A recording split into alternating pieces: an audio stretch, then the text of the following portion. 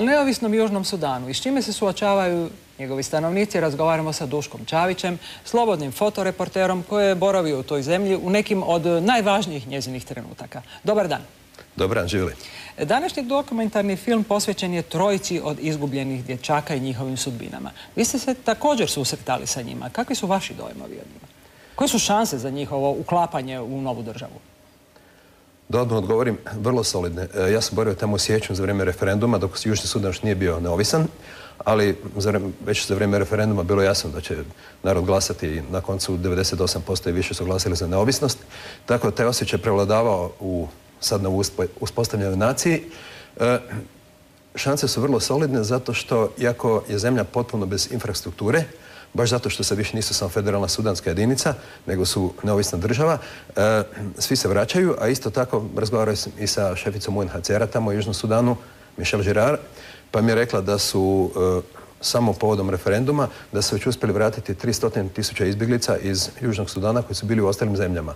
U siječnju kad sam bio, bilo ih još samo nekih 20-ak tisuća iz drugih zemalja u Sudanu, odnosno 90-ak tisuća južnosudanskih u drugim zemljama. To kad kažete druge zemlje, da malo razjasnimo, u tom općem siromaštvu nije se lako vratiti iz te druge zemlje iako ste izbjeglica.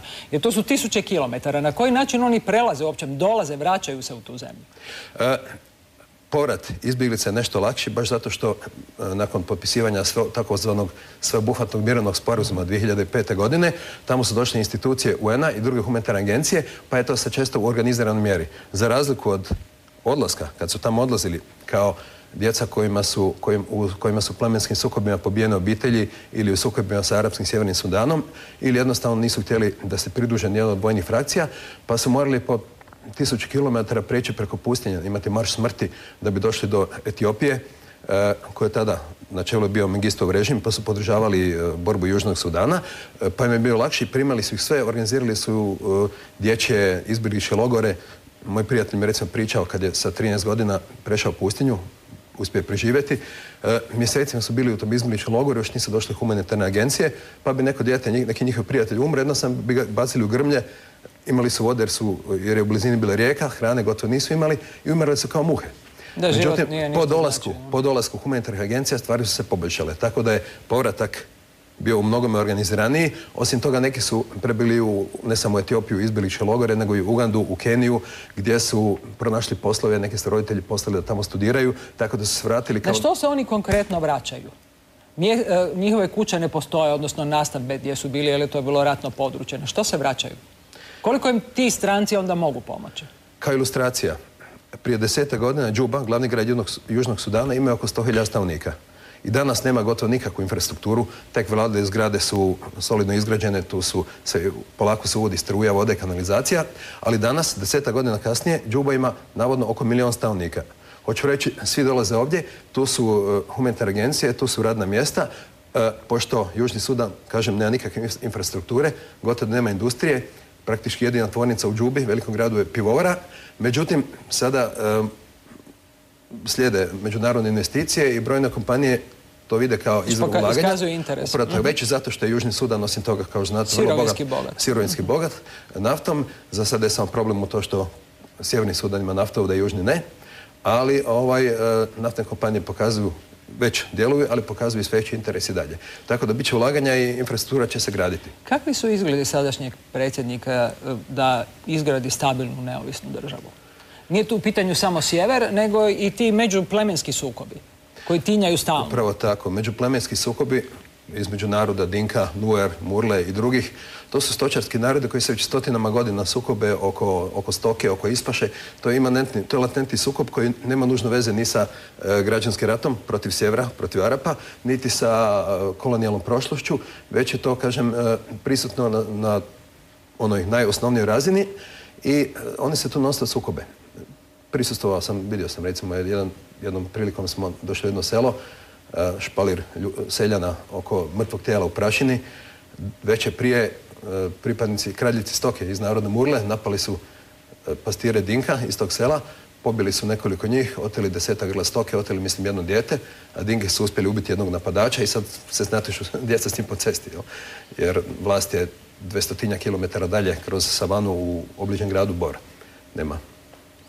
Kad se govori o Dinkama, onda se spominje zapravo o dominaciji njihovoj zapravo u vojsci i u nafti. Na koji način se na to gleda u toj zemlji? To je točno. Kada je 1983. izbio drugi građanski rat, nakon što se pukovnik sudanske vojske John Garang odmetnuo, on je bio Dinka, osnovao je SPLM, znači oslobodilački pokret sudanskog naroda i njegovu vojnu frakciju, vojno krilo SPLA.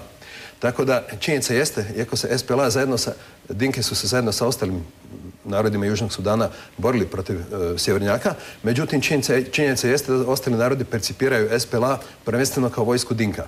Tako da i u tom kontekstu latentnih međuplemenskih sukoba dolazi do trvenja oko toga. Sada je, nakon što su proglasili nezavisnost, SPLA sad u procesu formiranja u redovitu državnu vojsku. Jedno vrijeme Riek Machar, šef Nuer, koji je odvojio se od Johna Garanga, osnovao svoj pokret, pa se čak i tukao protiv Garanga i sklopio separatni mir sa Sjevernim Sudanom, da bi se, mislim, 1999. godine opet uspjeli udružiti i nastavili borbu sve do 2005. kad je sklopljen sa Sudanom sveobuhvatni mirovni sporazum. Tko provodi uopće zakone u Južnom Sudanu? Da li to na razini običaja i plemena ili postoji zakonodavstvo? Zakonodavstvo postoji, ali nominalno. Da biste imali zakone, da biste imali državu, morate imati elementarnu infrastrukturu. U Južnom Sudanu to ne postoji. Recimo, to je veličina Francuske, dakle da... Nešto malo veće od Francuske. Ja bih rekao Hrvatska puta 10 ili 11. Otprilike toliko. Zamislite, znači 500-600 hiljada kvadratnih kilometara, mislim da ima oko 50 kilometara ceste, asfaltirane ceste, od toga polovica u džubi. Kako dopriti do sela? Ja sam bio u selu u savani blizu rijeke Nil, gdje su prije godinu i pol dana Nueri napali Dinke i bilo je 160 mrtvih. Bilo to velika reportaža u National Geographicu prije godinu i pol. To je nekoliko sati vožnje od Bora, koji je glavni grad jedne od saveznih sudanskih država. I on također nema infrastrukturu. Vi tamo da bi se stigli morate cijeli dan voziti four-wheel drive-om. Komunikacije ne postoje. Da, ne postoje. Ovaj primjer napadača na stoku što se naveo, to se vrlo često događa. Policija nema. Policija, ako je neko obavijesti, može stići kasnije. Dakle, plemenski vođe u tome onda sudjeluje. Njihova riječ je ta koja odlučuje. Recite još na kraju potencijalni sukobi upravo oko ovog dijela granice između sjevera i juga gdje su naftna nalazišta. Je li to moguće da se pretvori ponovno u rat svim zamahom? Ili je svima dosta ratovanja te vrste? Mislim da ne, zbog konstelacije snaga. Naime, sad predsjednik Bashir, naravno, Sudan nije bio previše sretan. Predsjednik sjevera. Da, predsjednik sjevera Bashir. Sjeverni Sudanci nisu bili vrlo sretni što se jug odvojio. Međutim, pod pritiskom međunarodne zajednice i zato što je Međunarodni kazneni sud u Hagu izdao tjeralicu za predsjednikom Bashirom kao presedan, prvi put šef države za kojim je izdana tjeralica. Zbog svega toga rekao je da će prvi priznati Južni Sudan i to je zaista i učinio. Iako razgovarao sam se sa dužnosnicima tamo i sa običnim ljudima, bili su dosta skeptični, međutim tako se ispostavilo. Činjenica jeste da zbog toga područje Abjej na granici novouspostavljenog Južnog Sudana i Sjevernog, koji ima oko 10.000 kvadratnih kilometara, to je područje sa velikim količinama nafte i očekuje se mini referendum na tom području da bi se utvrdilo kome će pripasti, Sjevernom ili Južnom Sudanu. Bilo je nešto od proglašenja nezavisnosti, izmjena vatre, topovi nešto malo, međutim u ograničenoj mjeri i mislim da zbog svih tih razloga da se to neće proširiti, nego da će se ipak riješiti. Gospodine Čaviću, hvala vam za danas. Hvala vama. Poštovani gledatelji, toliko u ovoj emisiji. Reporteri su s vama odmah na početku nove godine u kojoj vam želimo mir i sreću. Hvala vam i doviđenja.